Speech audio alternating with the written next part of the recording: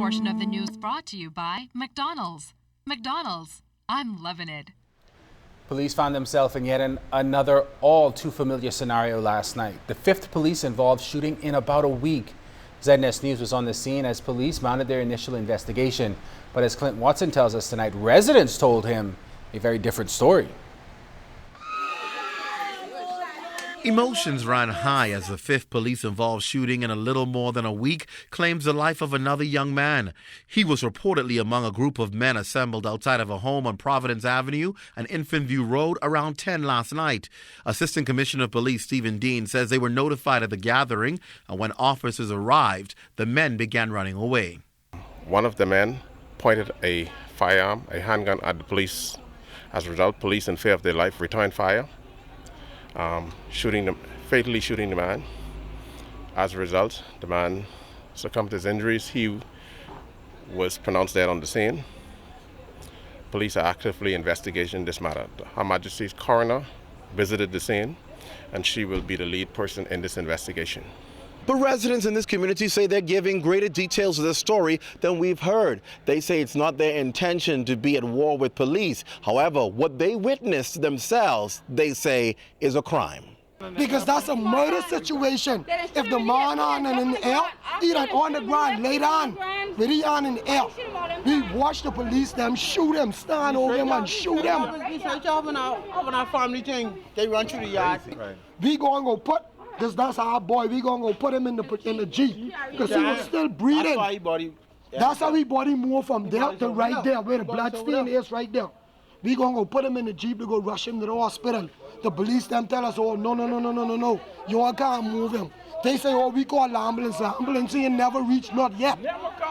ZNS News asked ACP Dean whether because of recent threats and police-involved shootings, if officers have become a bit more anxious when on the streets and maybe eager to shoot to kill if they find themselves in an ordeal or fear for their own lives.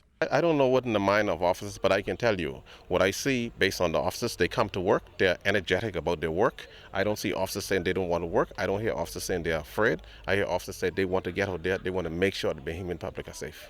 Well, we can't know. You know, each situation must be judged on its own merit. So you cannot put everything in just a capsule. I'm telling you, each situation must be judged differently. An officer life and officer in fear of his life, he must respond. An officer want to protect, believes citizens are unfair, he must respond. As to what will happen with this latest incident and whose claims will be adopted as accurate, well, ACB Dean says Her Majesty's coroner will make that decision. Clint Watson, ZNS Network News. In news from the courts, days following that WhatsApp voice note that went viral, threatening to kill police officers, the man alleged to have made those threats appeared in a magistrate's court today. He's 25-year-old Mackenzie Dorston of College Gardens off Prince Charles Drive. It's alleged that on August 20th, Dorston made threats against police officers. The threat went viral last Thursday, a day after the fourth police-involved shooting at the Spikenard Graveyard on Cowpen Road. Dorston appeared before Magistrate Constance Delaney, where he pleaded not guilty to the charge and elected to have his case heard in the magistrate's court. On the question of bail, the prosecutor asked that the accused be remanded. The magistrate asked on what grounds, and the prosecutor stated status. However, the magistrate pointed out that the court documents listed the accused as Bahamian. The prosecutor explained that it was a typo. Magistrate Delaney then inquired of the accused if he had status. He explained that he had applied at the immigration department when he became of age, but he said he did have a birth certificate, which the magistrate explained that could not prove status, just where he was born and who he is born to. The magistrate explained then that his status was in question because there was no definitive before the court.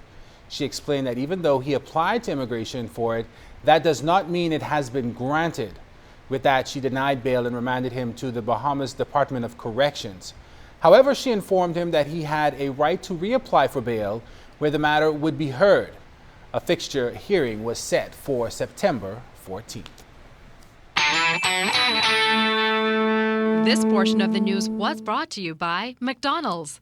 McDonald's, I'm loving it.